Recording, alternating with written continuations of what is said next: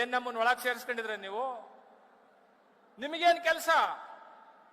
ಹಾಗಾಗಿ ಈ ಒಳ ಮೀಸಲಾತಿ ವಿಷಯದಲ್ಲಿ ಅಣ್ಣ ತಮ್ಮಂದಿರ ಪಾಲ್ ತಗೊಳ್ಳೋದು ನಮ್ಮ ನಾಯಕರುಗಳಿಗೆ ಗೊತ್ತಿದೆ, ಅವ್ರು ಮಾಡ್ತಾರೆ.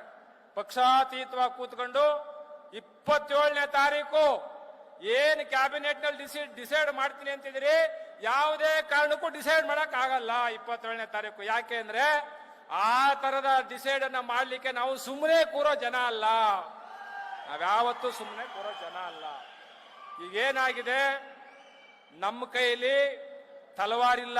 ಯಾಕೆಂದ್ರೆ ತಲವಾರು ಪ್ರಜಾಪ್ರಭುತ್ವದಲ್ಲಿ ಬರೋದಿಲ್ಲ. ನಮ್ಮ ಕೈಲಿ ಬಾಬಾ ಸಾಹೇಬರು ಪೆನ್ ಕೊಟ್ಟಿದ್ದಾರೆ, ಬಾಬಾ ಸಾಹೇಬರು ಪೆನ್ ಕೊಟ್ಟಿದ್ದಾರೆ. ನೋಡಿ, ಲಾಸ್ಟ್ ಅಲ್ಲಿ ನಾವು ಹೇಳ್ತಾ ಇದ್ದೇವೆ ಸರ್ಕಾರಕ್ಕೆ, ನೀವೇನಾದ್ರೂ ನಮಗೆ, ನಾವೆಲ್ಲರೂ ಸೇರಿ ನಿಮಗ್ ಪೆನ್ ಕೊಟ್ಟಿದ್ದೇವೆ, ನಾವೆಲ್ಲ ಸೇರಿ ನಿಮಗ್ ಪೆನ್ ಕೊಟ್ಟಿದ್ದೇವೆ. ನೀವೇನಾದ್ರೂ ಅನ್ಯಾಯ ಮಾಡಿದ್ರೆ ನಮ್ ಪೆನ್ನ ನಾವೇ ಕಿತ್ಕೊಳ್ತೇವೆ, ಸೈನ್ ಹಾಕೋ ಜಾಗಕ್ಕೆ ನಾವೇ ಹೋಗ್ತೇವೆ. ಯಾವ ಕಾರಣಕ್ಕೂ ನಿಮಗ್ ಬಿಡೋದಿಲ್ಲ. ನಾವು ಈ ಎಚ್ಚರಿಕೆಯನ್ನ ಸರ್ಕಾರಕ್ಕೆ ಗಂಭೀರವಾಗಿ ಕೊಡ್ತಾ ಇದ್ದೇವೆ. ಪ್ರಜಾಪ್ರಭುತ್ವವಾದಿಗಳಾಗಿ ನಾವು ಇಲ್ಲಿವರೆಗೂ ಬಹಳ ಘನತೆಯಿಂದ ಬದುಕಿದ್ದೇವೆ. ಬಾಬಾ ಸಾಹೇಬ್ರು ಹೇಳ್ತಾರೆ, ಸ್ವಾಭಿಮಾನ ಮತ್ತು ಘನತೆಗೆ ಚ್ಯುತಿ ಬಂದ್ರೆ ನಿಮ್ಮ ತಾಯಿಯ ಹೊಟ್ಟೆಯಲ್ಲೇ ಸಾಯಿರಿ ಅಂತಾರೆ ಅಂಬೇಡ್ಕರ್. ನಾವು ಆ ತರದ ಘನತೆ ಗೌರವಕ್ಕೆ ಚ್ಯುತಿ ತಂದಿಲ್ಲ. ಅಂಬೇಡ್ಕರ್ ಅವರ ವಂಶಸ್ಥರಾಗಿ ಯಾರ ಹಕ್ಕನ್ನು ಕಿತ್ಕೊಂಡಿಲ್ಲ.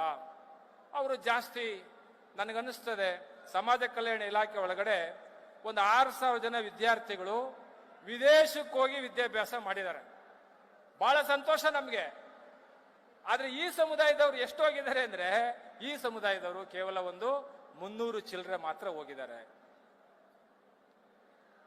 ನಾವೆಲ್ಲೂ ಏನು ಪ್ರಶ್ನೆ ಮಾಡಿಲ್ಲ, ನಾವ್ಯಾವುದನ್ನು ಕೇಳಲಿಲ್ಲ.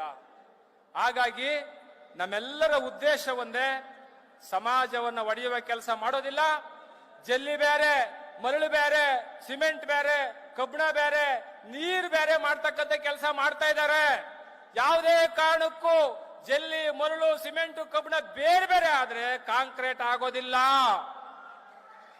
ಕಾಂಕ್ರೀಟ್ ಆಗೋದಿಲ್ಲ. ಕಾಂಕ್ರೀಟ್ ಆಗಿ ಅಂತ ಅಂಬೇಡ್ಕರ್ ಹೇಳಿರೋದು.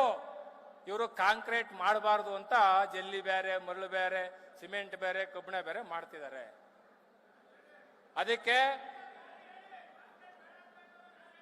ಕಾಂಕ್ರೀಟ್ ಮಾಡಕ್ ಬಿಡದೇ ಇರೋರು ಯಾರು ಅಂದ್ರೆ, ಯಾರಿಗೆ ಹಕ್ಕು ಮತ್ತು ಅಧಿಕಾರಗಳು ಅವ್ರ ಕೈಲೇ ಐತಲ್ಲ ಅವ್ರಿಗೆ ಭಯ, ಕಿತ್ಕೊಂಡ್ಬಿಡ್ತಾರೆ ಇವರು ಅಂತ. ಹಾಗಾಗಿ ನಾವು ಈ ಒಂದು ವೇದಿಕೆಯಿಂದ ಆಗ್ರಹ ಮಾಡ್ತಾ ಇದ್ದೇವೆ. ನಮ್ಮೆಲ್ಲ ಹಿರಿಯ ಚೇತನಗಳು ಇಲ್ಲಿ ಬಂದು ಸೇರಿದ್ದಾರೆ. ಹಿರಿಯ ಸಚಿವರುಗಳು, ಹಾಲಿ ಶಾಸಕರು, ಮಾಜಿ ಶಾಸಕರುಗಳು ಬಂದು ಕೂತಿದ್ದಾರೆ. ಈ ಒಂದು ವೇದಿಕೆ ಮುಖಾಂತರವಾಗಿ ಸ್ಪಷ್ಟವಾದಂತ ಸಂದೇಶ, ಬೆಂಗಳೂರಿನಲ್ಲಿ 10 ಲಕ್ಷ ಪರ್ಯರಿದ್ದಾರೆ. ಪರ್ಯನ್ ಜಾತಿಯವರು 10 ಲಕ್ಷ. ಆ 10 ಲಕ್ಷ ಇರ್ತಕ್ಕಂಥ ಪರ್ಯನ್ ಜಾತಿಯನ್ನ ತೆಗೆದುಕೊಂಡು ಹೋಗ್ಬಿಟ್ಟು ನೀವು ಬೇರೆ ಸಮುದಾಯಕ್ಕೆ ಹಾಕ್ಬಿಟ್ರೆ ಇದು ವೈಜ್ಞಾನಿಕ ವರದಿನ? ಯಾವ ರೀತಿ ವೈಜ್ಞಾನಿಕ ವರದಿ ಆಗುತ್ತೆ?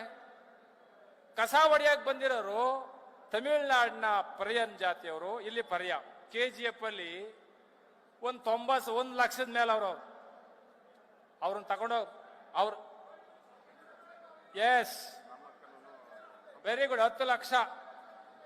ಗುಡ್, 10 ಲಕ್ಷ. ನಮ್ಮ ರಾಮಕ್ಕ ಅವ್ರು ಬಂದಿದ್ದಾರೆ, ಇರ್ಲಿ ಬರ್ಲಿ.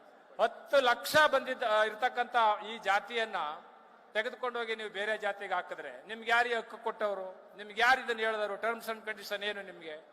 ಹಾಗಾಗಿ ನ್ಯಾಯಾಧೀಶರು ಈ ಕೆಲಸವನ್ನ ಮಾಡಿದ್ದಾರೆ, ಅನ್ಯಾಯ ಮಾಡಿದ್ದಾರೆ.